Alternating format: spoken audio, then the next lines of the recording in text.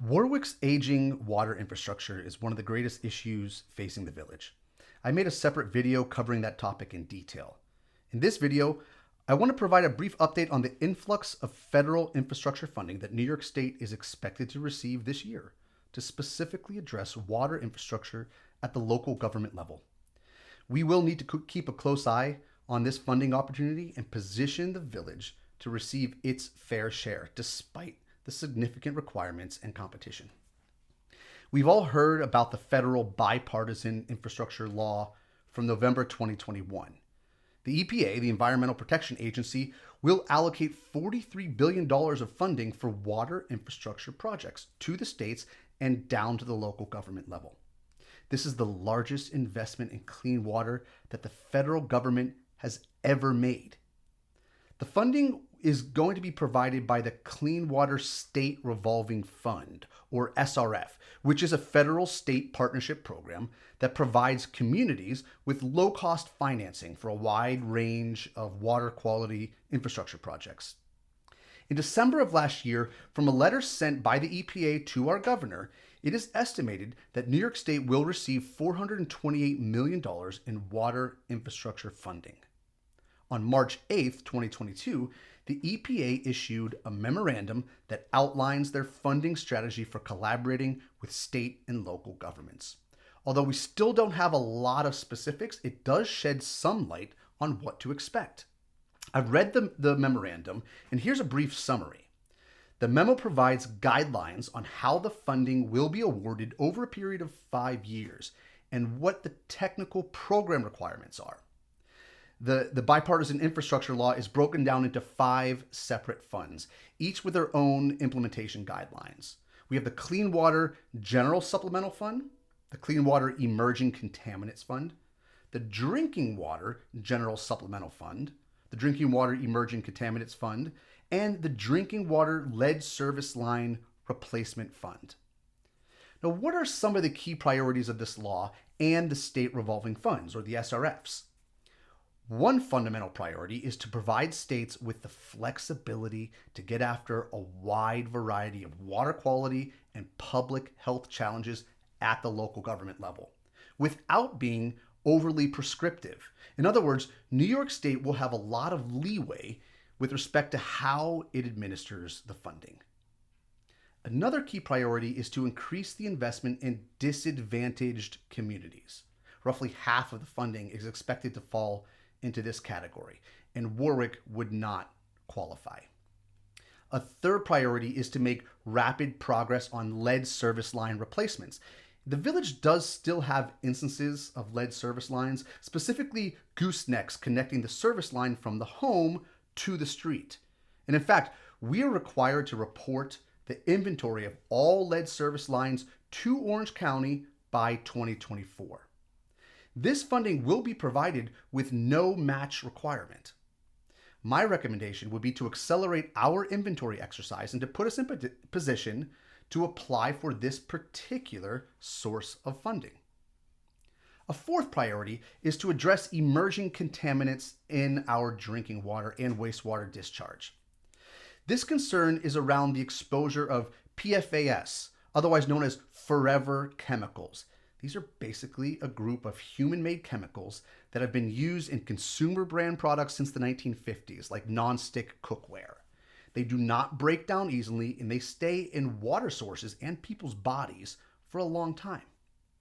Now, from looking at the village's 2019 engineering report on our water infrastructure, 2 such chemicals were tested for, and there were no violations, but there are thousands of additional ones that the EPA is expected to release additional guidance on.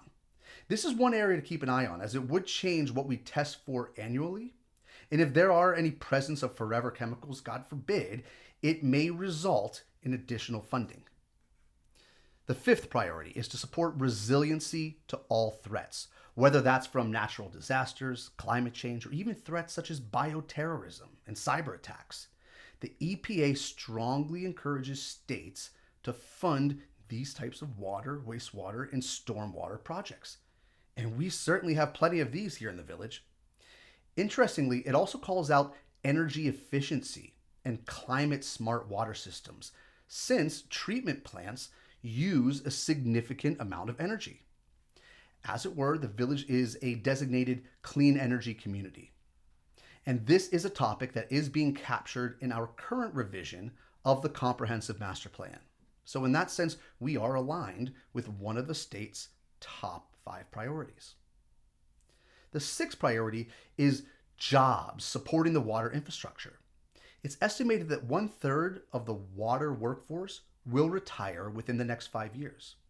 And the EPA is committed to creating good-paying jobs and renewing the water workforce. Now, this is one area I really want to take a closer look at because in the village, we have struggled in recent years to retain our DPW workers due to non-competitive wages. So I look forward to learning more about the support that the EPA and the Department of Labor and the state can offer in this area. The 7th priority has to do with encouraging domestic manufacturing, not really applying in this case for the village. The 8th priority is to fully enforce civil rights, basically saying that the federal funds should not be subsidizing discrimination. The 9th priority is encouraging states to continue building and maintaining a robust pipeline of projects, of these SRF projects. More specifically, that states strike that balance between funding sustainable projects and using all of the funds as expeditiously as possible. This takes me back to the number 1 point I made in that video on our water infrastructure, and that is we need to be shovel ready and well organized. States are encouraged to move funds quickly and for well thought out sustainable projects. Well, we certainly have those projects. We just need to make sure that we have a ready to go pipeline and to make it easy for the state to look at our application and to agree to award funding to the Village of Warwick. The village already has a big focus on shovel ready projects, and this will need to continue and in fact accelerate. So we have a little more info on the framework that the EPA intends to use with the states. For each of the 5 funds, remember the 2 clean water SRFs and the 3 drinking water SRFs, there are high-level implementation guidelines, and it will be up to the state to leverage their existing state revolving fund programs to administer the funds. And they are expected to make commitments within 1 year after receipt of the federal money. And for government, 1 year, that's quick. The challenge that we are going to face in the village, and I'll say it again, is to have that pipeline of projects ready to go. They have to be well thought out, they have to be well documented, and we have to stay on top of this funding framework, which is constantly evolving. There are also, I should mention, significant strings attached to these funds. So they'll have to be carefully managed in order for us to keep the funds for any successes we have. And the other challenge I expect is going to be outside of our control, which is the state being inundated with applications from other municipalities. In New York State, we have more than 3,400 active local governments, all competing for a piece of the pie. And my concern is whether they will be able to handle that demand. Because if not, the state may lose a share of its funding back to the Fed. And we know they're going to give preferential treatment to disadvantaged communities, which Warwick is not. But how are they going to divvy up the rest? The answer is we don't know the details yet. It took 3.5 months from signing the bipartisan infrastructure law to issuing this EPA guidance. And I imagine the next step is guidance from New York State on how they intend to interpret and allocate the monies. And we will need to make sure that our needs here in the village are heard as they develop these plans. The state is required to submit their intended use plans or IUPs annually to account for how those funds will be used.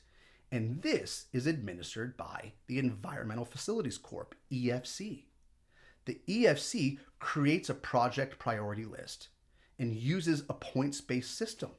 And you get the most points if your project first and foremost improves water quality, and secondly, if it protects your water resources.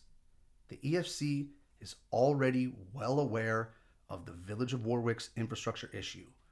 So let's give them even more reason to select Warwick.